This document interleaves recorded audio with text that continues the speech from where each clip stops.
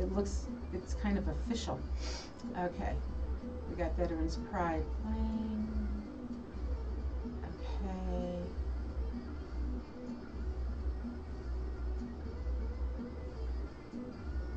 Okay, hold on.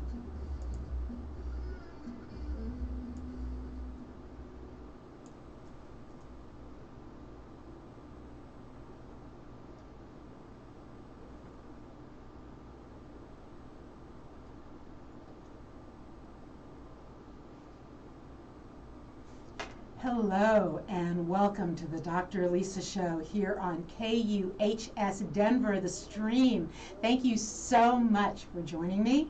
And as you know, I'm always doing this sort of check to make sure I did all the technology right. Hopefully things are looking good.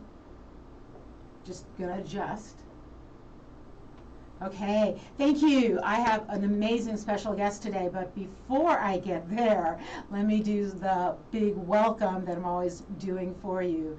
Thank you, thank you, thank you for tuning in. I think you know by now this is the high point of my week. I love talking with all of you. I love getting your feedback, and you can give me feedback while this show is going on. You can go to the KUHS Denver Facebook page. You can go to the Dr. Lisa Show Facebook page, and my hunch is we're going to be live there pretty soon. I'm just checking. I've got that computer going. And you can put messages in there and ask questions. The tagline for this show, as you know, for quite a while has been inspiring a renaissance of spirit. And I'm changing it. Today is a big change, one word. I don't want to just inspire, I want to ignite a renaissance of spirit in you. I've been doing a bunch of reading about this time period and how in so many ways many of us feel like we've been burnt to ash. And I have to tell you right now, my heart goes out to everyone who was caught anywhere near the fires in Colorado. Please send out heartfelt wishes for the firefighters and for the people in those areas, because it's scary. We're burnt down to that core, and we rise again as this beautiful, brilliant bird. I want to ignite within you your inner phoenix. I want to ignite within you a renaissance of spirit. And hopefully today's show will help with that. Before we get started, a shout out to my sponsors. One is veteranspride.org.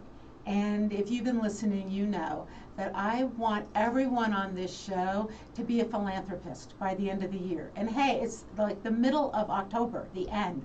So if you've not yet done a donation anywhere, if you've not yet taken that step to look at yourself as a philanthropist, check out veteranspride.org. They build these amazing shadow boxes for our veterans, and they're a little expensive.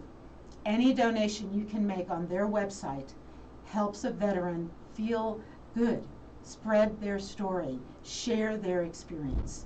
So, veteranspride.org. The other sponsor, that's me. I sponsor my own show. You can find me at alisarobin.com. You can find me at the Dr. Lisa Show on Facebook. You can actually find me on Twitter and on LinkedIn, and I'm absolutely here to help. I do private sessions, and you can find all that information on my website. And thank you to everyone who has reached out, who has worked with me, and given me wonderful feedback. So that's the most of the commercial for today. A little bit more. I know that I've mentioned to you that I have finished my second novel. This one is my first. The second one is not yet published. I'm still in editorial process. But you can get this one, which is a spiritual romance with a bunch of spiritual adventure romance in there, on Amazon or on barnesandnoble.com. It is called The Way of the Well, and it plays off the myth of Miriam's well. So I've read pieces of it on the show. You can find it there, and I'd love to hear your feedback about it. Okay. Lots of commercial stuff there. So today, before I introduce my guest, who is someone I love talking with, but she's going to just be a little bit of a mystery for a minute, I want to tell you a little bit about the topic. So today we're going to talk about money. And if you saw the poster, it was don't be afraid of money. So I'm playing off Halloween a little bit. But I want to emphasize, because many of you are probably wondering, wait a minute, she does the crystal ball hour. Wait a minute, she does all these astrology spiritual things. Why are we talking about money? A couple of reasons. To begin with, there is no separation between spirituality and money. So many people will say to me, how can you be spiritual and think about money? Well, money is how I'm generous. Money is how I can be a philanthropist. Money is how I can have a great relationship with the energy of the world. Money is how I know that I can take care of myself and those I love. There's nothing unspiritual about money. And yet, in this world, we have developed this idea that if we have money, there's something wrong with us. And if we don't have money, there's something wrong with us. We have really big psychological issues around money. And so this show, which is centered on igniting a renaissance of spirit, a spiritual pathway, is also centered on the psychology of living a good life. And money is part of that. So, okay. So before I just dither on here, I want to bring my guest on. And let me just tell you, you also know that the way I choose guests is that I've had an interaction or a relationship with them, and I know they bring something special to the show. So the guest I'm going to have on today, her name is Kim Geisler. I'll bring her on in a second. And I just want to tell you my story about money and Kim.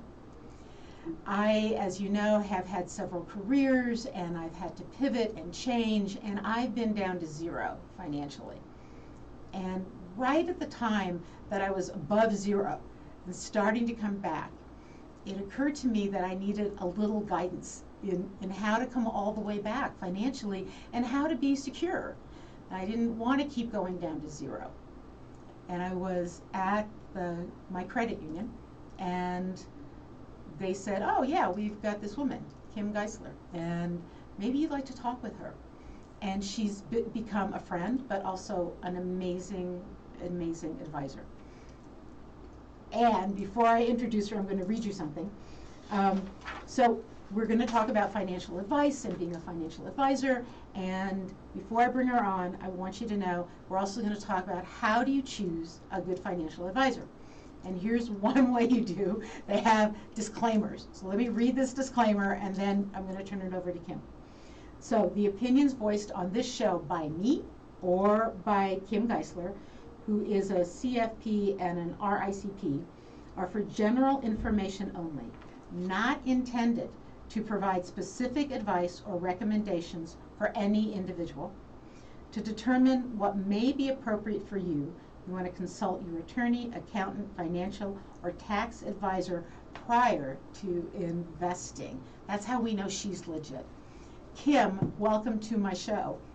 Thank you, Doctor. I'm so excited to be here. I'm really excited to be here, and I get to say one more disclosure, and then we'll get down to talking about money and energy and how money can be a conduit to fulfill your life goals. Right. So I'm with Valorum Financial. We have 2 offices based in the Denver metro area. And I have one other disclaimer I have to read, that our securities are offered through Cetera Advisor Networks, member of FINRA and SIPC. Our investment advisory services are offered through Carson Wealth Management, an SEC registered investment advisor, and Cetera Advisor Networks is under separate ownership from any other named entity. So we've got the formalities out of the way, and let's get going here, guys. Right, and before we do, tell people how they can contact you. We'll say it a few times, but they know you're legit. Let's make sure they know how to find you also.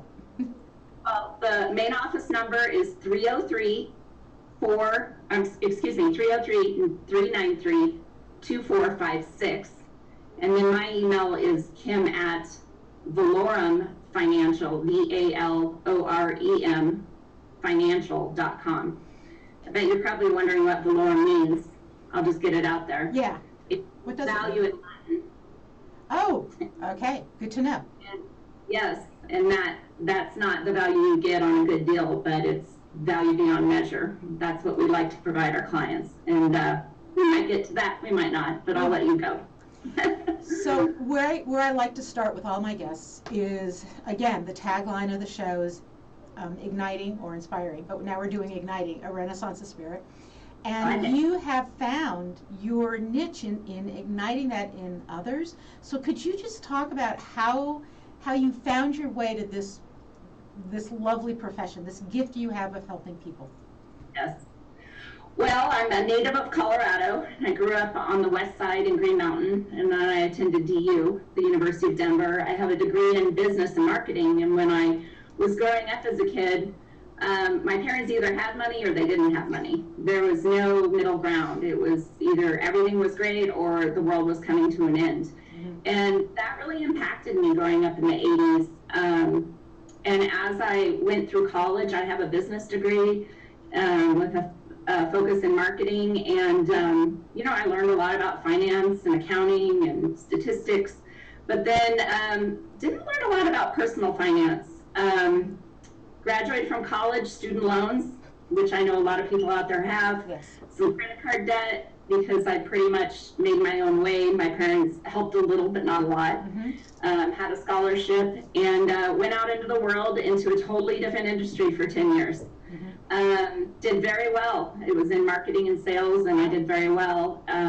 I started right off the bat investing, even though my parents didn't invest a lot. And then I found myself, in my late 20s, changing careers, and met some women that are still now my best buddies. They're part of my tribe. And they were asking me, well, how do I buy a house? How do I pay off my credit cards? Oh, wow. How do I invest in my 401k? And at the time I was getting my master's in finance, and I said, you know what? I really like this. I really like this. I like helping my girlfriends.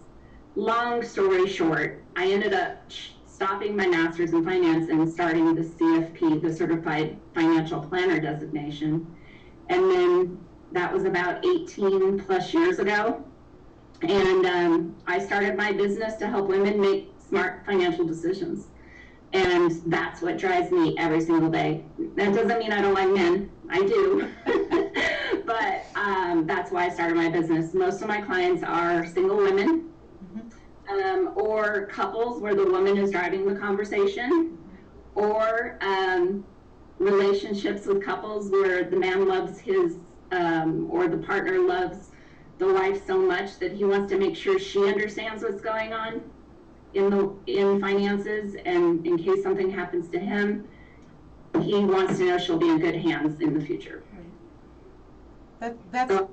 That's a great story, and I mean, I just sort of love that. What happened was you met women, and you found a way of helping them. They helped you find it, and you just moved in that direction. And of course, that makes it sound easy, and I'm sure it wasn't.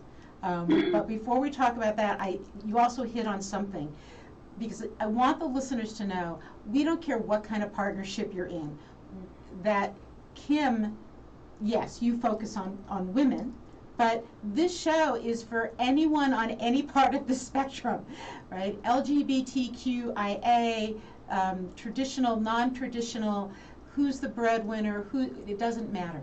These are conversations about money, and if you're in a partnership, just think about making sure that your partner is okay, that you're okay, and your partner's okay. If Yes. you're alone, if you're single, then how do you also build wealth with doing that by yourself, right? So I just want to say that this show is even if we say woman a lot, it's about everybody. Absolutely, absolutely, and everyone has the ability and the opportunity to have a strong relationship with money, and that's what I love doing. It doesn't matter. Everything you said is correct. Plus, we have a team here at Valorum. I have a male partner. We have a multi-generational team, and we love helping people who want that advisory relationship. So we're going to start with some basics here, okay? Because I'm going to assume that some of the audience is just like where I was when we first met. I had no idea why I would want a financial advisor. And I'm going to say a few things, and then we'll go through them one at a time. I didn't know why I'd want one. I didn't know what you did. I didn't know how you got paid. I didn't know anything. And so I want to start back there. And I know that probably a great deal of you listening are more financially astute than I was. But I'm going to be the kid in class who raises their hand and asks the basic questions today. So Kim, what is talk to me about why I need a financial advisor and how that works.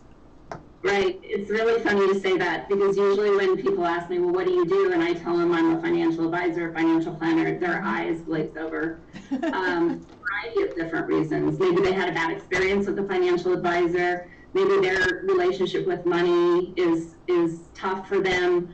They think we're selling them something, that sort of thing. And the government really wants this to be more clear. But a financial advisor is someone who advises you on your finances. It's that simple. A financial planner is a different way to approach it.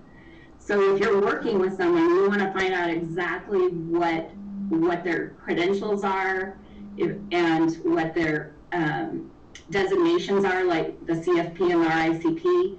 Okay. And I am a financial planner and a financial advisor. And what that means is I start with planning. So when I'm working with my clients, I'm asking them, tell me about your life. Tell me about the people you care about. What's important to you? What do you like to do? What does retirement look like for you? What is leaving a legacy important? So it starts with bigger questions, and then the financial advising part comes in. That's the toolbox, right? That's okay. So in order to get from here to here, I got to get in my toolbox, and we're going to do this in order to get you from here to here and fulfill your goals. So common goals are, retirement, cash flow, budgeting, money management, saving for education, and having, goals that are conflicting. A lot of young families are trying to save for education. They're also trying to save for retirement, stay out of debt. And then, leaving a legacy, charitable contributions, estate planning, tax planning. So the planning piece is learning about my clients and who they are and what's important to them. And then the advising piece is how I get them through that planning process. Does that help? That helps a lot. And I'm just thinking of our first few meetings, right? And I had been down to zero financially, and I had some money, right? But I didn't even know if I had enough money to be making plans. So can you talk about where do I need to be rich to start this, or where do people need to be to start working with someone? Yeah, that's great, and I meant to touch on that, so I appreciate you reminding me. So a lot of people will say to me, well, when I get some money, I'll give you a call. The reality is that you need to, people should consider visiting with a planner or an advisor or even a financial coach before that point, because depending on how your financial life looks and your relationship with money, that day, I'm not trying to be mean or anything, but that day might not come unless you start planning for that to come. On our Facebook page for Valorum, we posted today that Oprah Winfrey, it's her quote, "Create the highest, grandest vision possible for your life because you become what you believe." Oh, wow. That's amazing. So, yes, we become. So our verbiage, our language is so important, right? Because we become, and in fact, you've changed a little, right? You now also say wealth advisor, not just financial, but wealth? Yes, because wealth, wealth, a lot of people, they're different. When I say wealth, some people are going to think wealthy people. Right. But the reality is that I have clients who would not be considered wealthy people, but they have wealth. Wealth is a state of being. It's not necessarily a place to get to.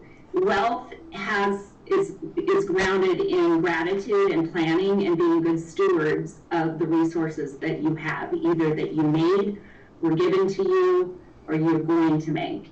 And, I think, and I'm kind of going off here on a different tangent, but I think it'll tie in, everyone, you started out talking about this year and what's going on, and the reality is COVID has really awakened a lot of people into what is important to them, and the gratitude, and I would encourage all of your listeners to really think about 2021, and this is your year. For me, I'm like, that life is too short. Like, I'm going to do the things that are really important to me, and I'm encouraging my clients to do the same.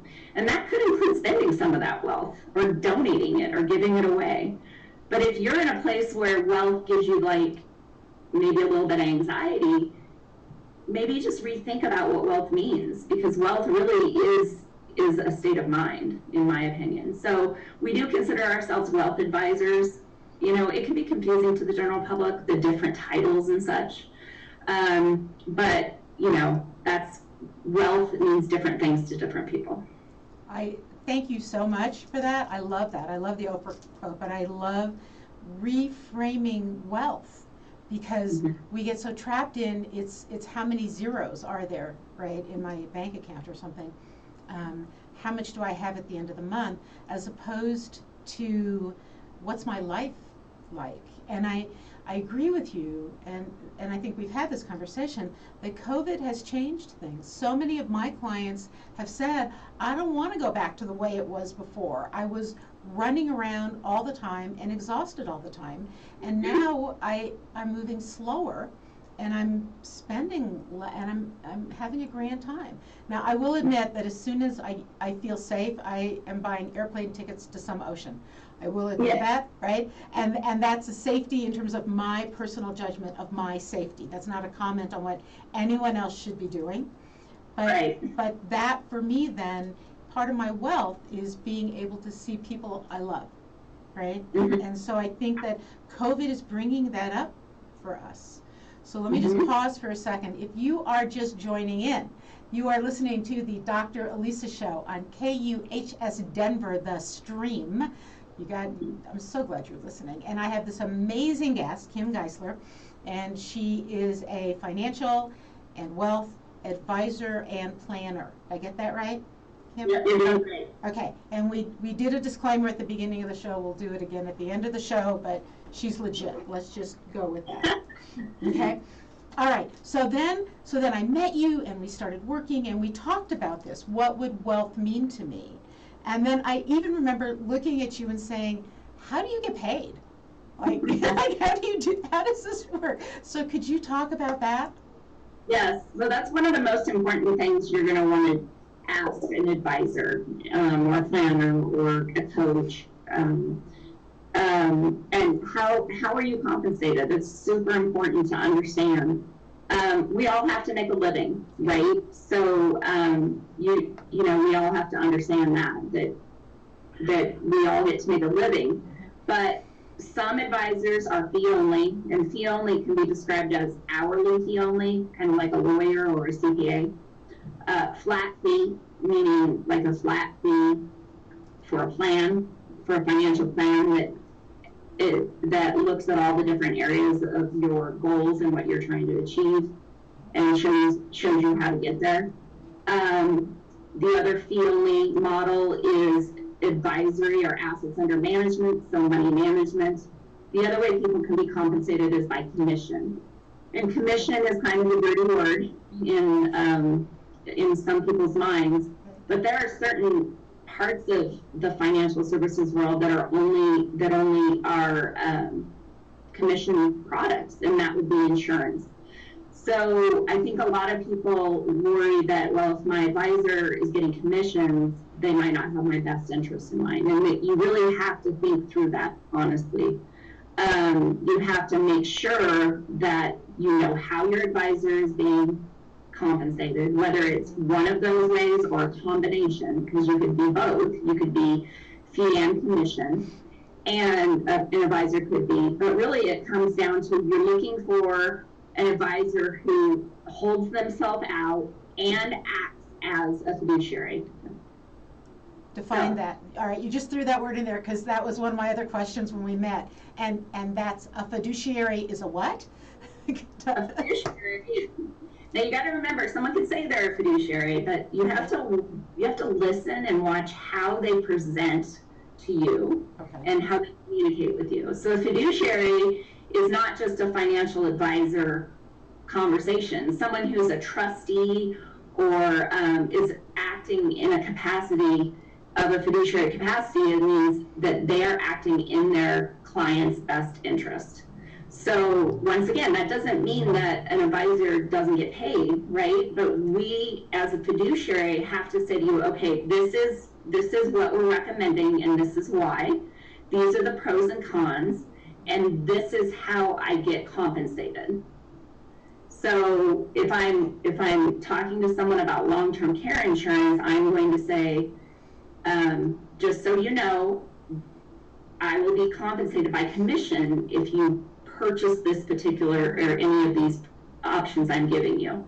So and then the client has to make sure that they understand or make sure they feel comfortable that there is no conflict of interest.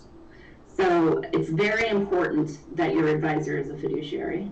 And if they're a CFP practitioner, a certified financial planner practitioner, they are 100% bound to in a fiduciary capacity. Okay. Does that help? Yeah, because I'm on a couple boards for nonprofits, and I have fiduciary responsibilities. Which, when I first heard that, I thought, oh my gosh, if we lose money, am I responsible? But no, it means what you said, that I have to act ethically around all the financial dealings of these boards that I'm on. I have to think about the organization in any time that money comes up. Yes. Okay, so that's one point. The other thing that just came to mind while you were talking, and thank you so much, because I know, I think you and I go over this a few times, like every year, just so I get it clear. Some financial advisors only have one product they sell, and I'm not putting anyone down by any means. Is it, is when we're choosing a financial or wealth advisor and planner, is it good to perhaps work with someone who does have a variety of products that they can talk to us about? And I don't know if that's even a question you can answer. Well, I think, there are definitely companies out there that have very good products, and it's just what they have. I think a good question to ask when you're talking to someone who's presenting you with a financial solution is, are you independent? If you're not, what is your product like? Ask them questions around that. Just because someone happens to just represent one product doesn't mean that that's bad. You just have to make sure you're asking the right questions and understanding if they are acting in a fiduciary capacity. Because I've never had proprietary products. I've always pretty much been independent. But if I was in that role, I would say, let's just say I work for XYZ company and I have proprietary products. As a fiduciary, I would want to say, okay, so our product is this, and there are other options for you outside of our company. And depending on what the product is, I just want you, to know that there are other options, and it might be in your best interest to go find out about those other options or learn more about them. So being a fiduciary is a state of mind. It's not, I'm going to act like a fiduciary. Sometimes it's we believe in the fiduciary standard. We also believe in fee transparency at Valorum. So we're always going to be transparent. There's no hidden fees in the funds or the investments. And that's really important. And that's where our industry is going. That's where we're going as an industry. That's where we have to go. We have a huge responsibility to help the American public with their finances and making sure that people are secure and are comfortable. So here's what I love. You just were able to articulate how a financial advisor has an ethical mission, that there's actually a spiritual piece in this for you, right? It's a state of mind.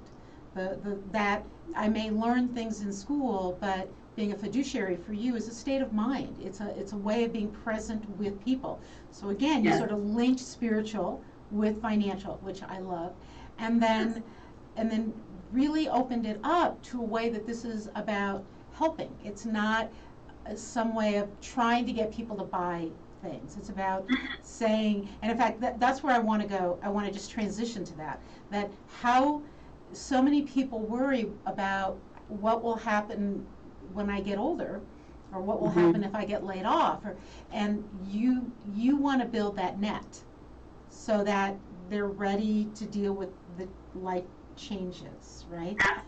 Okay, so let me frame this for you, because I'm going to shift gears and ask you some other questions, if that's okay.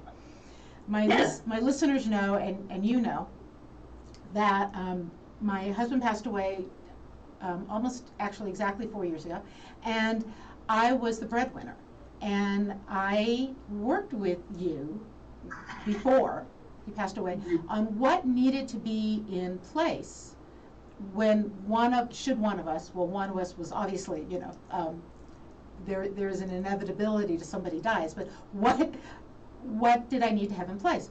And what was startling to me, two things. One was the number of people who, when he passed away, were sure that I was going to be destitute. And two, the little things that I had not yet finished that I did not know. So I'm just gonna throw this out, and then we'll come back to you. In Colorado, and I learned this, not the way you should learn this, being married does not give you medical power of attorney.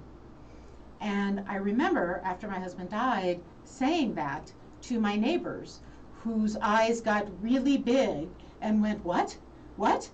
And they ran out and actually did more paperwork, and I think started working with a financial advisor. So we started talking at the beginning about if you're in some kind of partnership, or maybe you're single, but and for me this is like girlfriend advice, right? Like, what do we want to tell each other?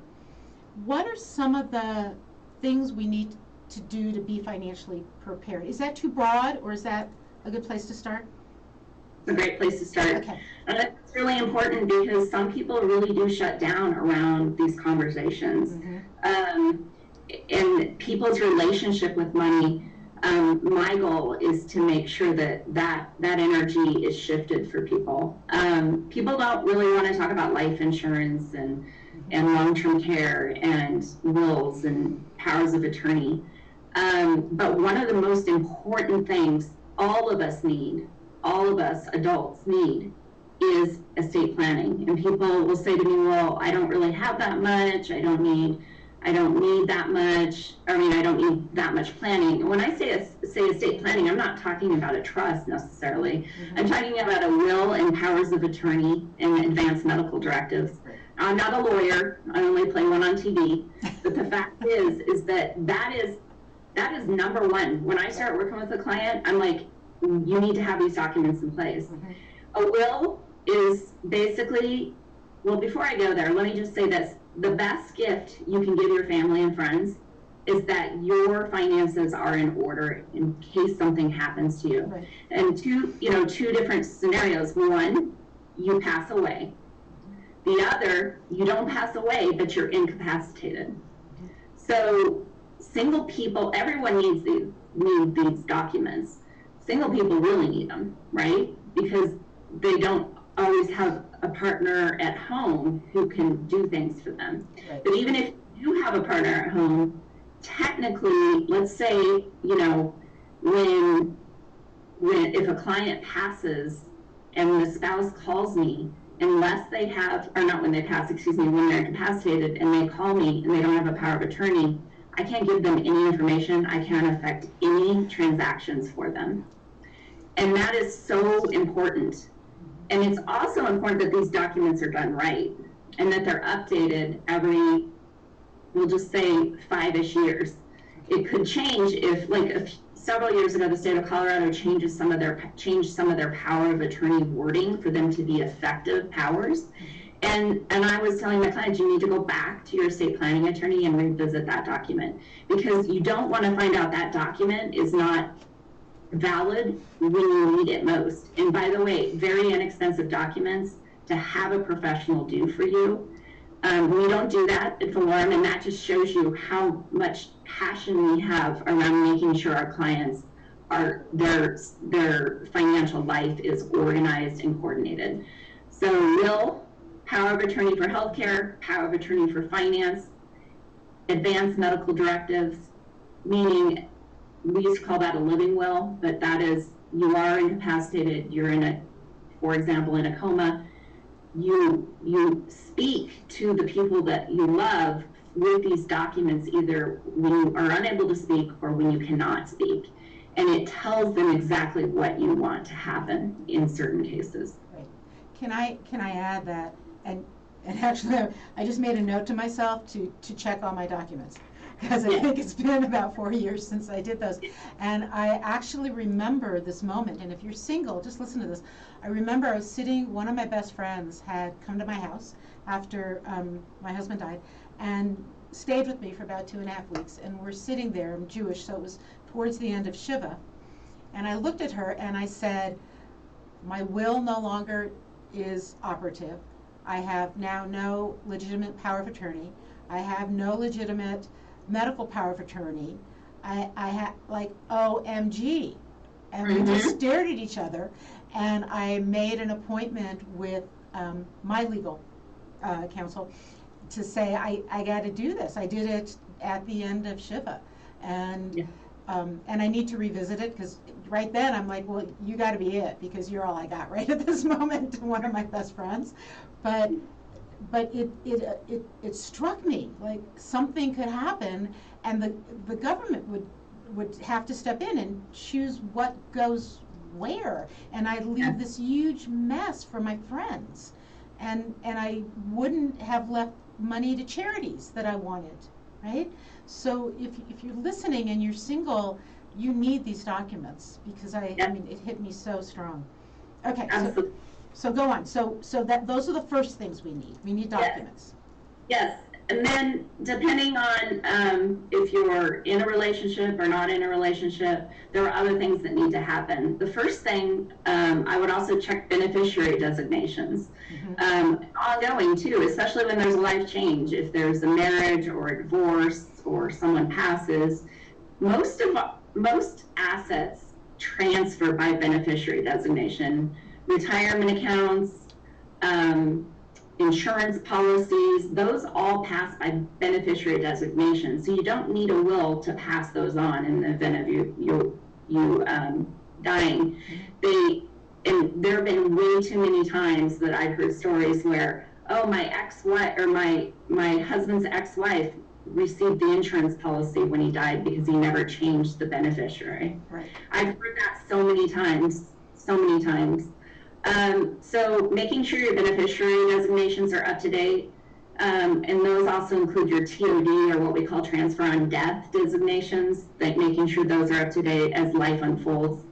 I always encourage my clients to have a file somewhere in their house, either in a safe or in a drawer that's locked, and that the people that are most close to them know where that's at, and if it is locked or it is a safe, how, obviously trustworthy people, how to get into those documents. And it should be titled what to do when I've passed. So you're going to have, documents in there, your wills, your powers of attorney, keys to your safety deposit box if you have one, the combination to your safe.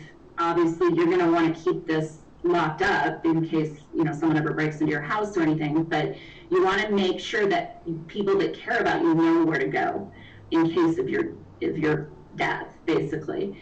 It could have your financial advisor's business card. It could have the life insurance policies in there, or at least a copy of the front declaration page.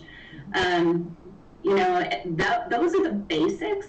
Depending on the relationship, whether it's a single person or a partnership or a married couple or any sort of relationship, I help my clients define, what else you should be looking at as either an individual or as a family. And so that could include, knowing passwords. And my father passed away 3 years ago, and we knew he was going to pass, and he spent the year before he passed with my mom going over, here are all the passwords to all of the different accounts. Here's because my mom, it was more traditional, right? My dad did the finances and such. Here is, you've got to make sure you do this with this account this time of year, and you've got to, make sure after I pass that here's the life insurance policy and pay off the house. So I help people do that as well. And it's important. It's really important, because sometimes people leave us before we think they will. And like I said, the best gift you can give your family is to be organized around these things. Right. This is great advice, and I think you remember, and for my listeners, just to know, when my mom passed and I was going through her paperwork, my brother, who had passed 7 years prior to that, was still the beneficiary and the main, and so the I don't even know how to describe having to get death certificates from another state so that I could send them to these other places and these other groups, right, to prove that he was gone and I was now the beneficiary. And it took months, and I've heard that story from others. But I want to link this because, again, this is a show about igniting a renaissance of spirit. This is a show where hopefully you leave inspired and you realize that there's a spiritual path in your life. And what we're talking about here is this gift you give people you love. So instead of spending 6 months trying to figure out how to get a birth certificate from one of the states that didn't want to, or excuse me, a death certificate for my brother from a state that didn't want to do that, how did I have to go about getting that to take care of money and to get people to actually talk to me? I'm not in any way denigrating my mother.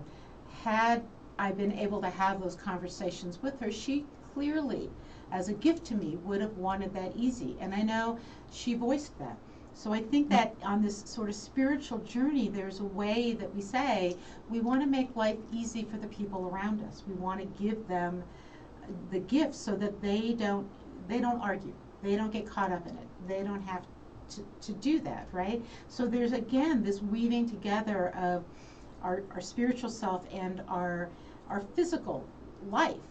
And that's what we're talking about. We're not necessarily talking about money. We're talking about, because it could be my house, it could be my belongings, it could be my collection of whatever it is I have that I'm hoping somebody I love gets, or it could be, like you said, a legacy gift to a nonprofit I care about. So we're really talking about this as a part of a spiritual journey. Absolutely. And you bring up something that reminded me of another conversation that's super important, no matter who you are, is talking to your parents, or, I have an aunt who I love dearly. She's just like a mom to me. My mom is still here. Talking to them as they age about these things. Both my mom and my aunt are now single widows, right? And talking to them and talking about, what if something happens to your mom? What if, I have now the garage code, and I have her password for her computer, and I have different things that we've talked about at different times. We talked about, what about care? What happens if you need care? And I've talked to my clients about that more and more recently. What are your wishes if you need long-term care, and have you had that conversation with your adult children? And these are conversations that can be hard for people, but once you have them and this conversation starts to happen, people's energy around money does change, and it's not as scary as it can be for some people. I love what I do. I absolutely love it. I love organizing people's, helping them organize their finances, help them move forward, fulfill the life that they want. It is like the best thing in the world. Some people think I'm a little weird, but I like it. But once people do this type of work, and it's an ongoing work, it's, there's base work and then there's ongoing work, because financial planning is not is not a science, even though it's numbers, it is an art. And it's about your life. And, I would really encourage people to start somewhere. And that could be with your estate planning documents, or having a conversation with someone you care about finances and everything. So I could talk for hours, so I'll I think that what we're doing is we're expanding people's ideas of what they need. One of my dear girlfriends taught me something that never occurred to me. She loves animals. She has horses. She has dogs. She has a life insurance policy because if something happens to her and the horses, there's going to have to be money to take care of the animals. Something that actually hadn't, I mean, I don't have horses, and right now I don't have a dog, but it occurred to me that when I have a dog again, that's something I'm going to have to think about. I'm going to have to think about what happens to my animal. Mm-hmm. So this isn't just about big families with kids. This isn't just about people who are in committed relationships. This is about everybody, and it actually is. If we think about it correctly, part of my spiritual life is taking care of what I own, but also taking care of how other people will have to deal with that. And if I want it all given away, in fact, I met somebody once who told his kids, I thought this was lovely. He said, look, when I pass away, I'm giving my money to these charities. So before that, I want to make sure you have what you need. So I'm going to help you now financially, so you don't have to wait until something happens to me to have the life you want. But you have to understand, when I pass, I'm supporting these charities. And I thought that was a lovely, it may not be the way everyone would do it, but it was a lovely conversation to have with one's kids. And money is just so scary to us. So what do we do about that? Can we shift again? We've got about 10 minutes left. Can we shift into sort of the psychology of money? And there's some great books out there, but can you, like, what are the things you run into around the psychology of money with your clients? You know, it's really funny. I wanted to be a teacher when I was growing up, and long story short, I wasn't, obviously. And so I do spend a lot of time teaching my clients as much as they want to know about different financial concepts. But so that's one part that I really enjoy. But what I've learned is the energy around money and what people bring to that table, to the money conversation table, and especially, well, I mean, everyone brings different conversations, right? I even bring my own conversations. I started about that before, or we started off with that. You know, when I was growing up, I was afraid. I was afraid I was going to never do well because I watched my parents. We learn about money from our families. So some families do a very good job of teaching their kids about money, either by sitting them down and teaching them how to do things, or by being good stewards themselves and having conversations and being open about money. Some people do not. I mean, some people, unfortunately, learn about money through parents fighting about money, or people being manipulated around money, or not having any money, or having too much money. I mean, there's all sorts of different conversations. So everyone has their own energy at the table, right? Yes. And I really run into a lot of different things. It varies. I mean, relationships between couples and money, single women and their relationship with money, and people. One of my biggest jobs is making sure people's emotions do not impact their investment decisions, especially around elections and other heated topics. So there's definitely a behavioral component to my job, and I tease my clients sometimes. I'm like, I should have become a counselor too, just so that I could help people more in this realm. I actually am planning on doing a behavioral finance designation, which I think will be really helpful. But if anyone out there would like to read some books about money, and you know this, Doctor, I've recommended them to you, is The Energy of Money. It's an older book, but it's great. Mm-hmm. It just talks about your relationship with money. And one of the first things you do with that book is you write your money story. You literally write it down. And it talks about a bridge and how you get stopped in your energy of money. And then once you read that, The Soul of Money is another great book, which is very interesting. Let me add also, there's a book that I've found recently called The Art of Money.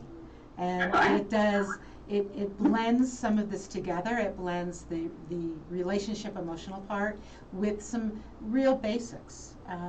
Because you hit on something really interesting, like that the emotional, our emotional response with money, right? So, Yeah. so I'm scared, things are tense, I'll buy something. Mm-hmm. Right? That, I could build that into a budget. I could say, I know that once a month I have to buy myself something, so I'm going to have some spending money. But if we build it in, we're fine. But I know that I've worked with clients, and if you're wondering, if you want to know where the astrology is, it's in your 2nd and your 10th house. And I talk to people about money that way, that will show up at my office with, and again, this isn't a criticism, it's just sort of something to think about. A huge coffee they bought from, expensive coffee they bought from somewhere, with some new clothes they bought, all of which is lovely, and then they'll say to me, I'm really worried about money. I don't know why I don't have money at the end of the day. And we have to talk about what is giving you comfort. And I think that this year, 2020, has made that so apparent. What do I need to have to comfort myself, and how does that connect to money? Absolutely. Absolutely. I see that all the time. Mm-hmm. And that's why having a financial advisor does help you through that if you have the right advisor. Mm-hmm. For single women, I'm often their partner in listening to their fears, helping, as an independent third party, making sure they're on the right track, and in their mind, if they want to help their kids or not, how that'll impact them. With couples, it's, often great to have an independent third party there to help you communicate better around financial goals, and organize, and depending on how couples or partnerships are with money, some people have their money separate, some people have it all combined, and then they feel guilty if they spend a certain amount, and so hiring a good advisor who fits what you're trying to achieve is so important. I liken the whole process to like driving down a road, and before you have an advisor, you might drive with your headlights off or your eyes closed or both. Sometimes they're open, you're like, oh yeah, I'm going to get a Roth IRA, I'm going to make sure I have enough insurance, and then you keep going down the path. An advisor gets in that car with you and turns your lights on, opens the eyes, sees the potholes, helps you, guide you through that road. And that's the gift I want everyone that I work with to have. Some sort of sense of understanding of their resources and how they can use it as a conduit to have the most fulfilled life that they can imagine. Right. And to recognize that we all have different relationships with money. So when we're in any kind of partnership, that other person could have a completely different view of money, which could be good on some level, right? But can also be stressful. So listen, here's what I want to do right now, because I want to make sure we get it in. I want to go back to, and we started with this, if you're listening, you're catching us at the end of the Dr. Elisa show on KUHS Denver with Kim Geisler as my guest, and we talked about how do you know if it's a good financial advisor. And here's one of the ways you know. They will read you this thing, they'll tell you this thing, right? And so this is like a disclaimer and a disclosure, okay? So I'm just going to read the first part, she's going to read the second part. The opinions voiced on this show, on the Dr. Elisa show with Kim Geisler, CFP, RICP, are for general information only and not intended to provide specific advice or recommendations for any individual. To determine what may be appropriate for you, consult your attorney, accountant, financial or tax advisor prior to investing. Okay, Kim, your part. Securities through my firm are offered through Cetera Advisor Networks, member FINRA SIPC. Investment advisory services offered through Carson Wealth Management, an SEC registered investment advisor. Cetera Advisor Networks is under separate ownership from any other named entity. Okay, and how do people find you? Because I would really love some people to sort of go, wow, I've been thinking about finding a financial advisor. How can people find you? Absolutely, I appreciate that. Once again, our firm is Valorum Financial. It's It's basically valor, or value in Latin. V as in Victor, ALOREM, financial. You can find us on Facebook, Twitter, LinkedIn. You can also call the office, 303-393-2456, or you can email me at kim@valoremfinancial.com. And they can probably find you on LinkedIn also, right? Yes, LinkedIn, Twitter, and Facebook. Okay. Awesome. So, I appreciate you. all right, so you have been listening to, can you believe it? We've gone through this, and I have just a couple more things to tell you if you're tuned in. Next week, so thank you, Kim. Thank you, everyone listening. And thank you, my amazing sponsor, veteranspride.org. Next week, I have a Halloween special. It was going to be on Monday. It's, everything's retrograde. We're moving it to Wednesday. So Wednesday at 2:30 Mountain Standard Time here on KUHS Denver. The show about ghost stories, the ones I have had, and these are real life ghost stories, things that have happened to me, things that have happened to other people. We'll have some guests on, and so prepare for a little spookiness next week on Wednesday at 2:30 Mountain Standard Time here at KUHS Denver. Please reach out to my guest, Kim Geisler. She's amazing. You can find me, you know this, right? ElisaRobin.com. You can find me on Facebook at Dr. Elisa Show. You can find me on LinkedIn, Elisa Robin. You can find me on Twitter. And I am here to help you to ignite a renaissance of spirit within you and to help you live your soul's craving. And with that, I'm going to sign off. You have a great rest of your day, rest of your week, but stay tuned to KUHS Denver, the stream, because there's great music following.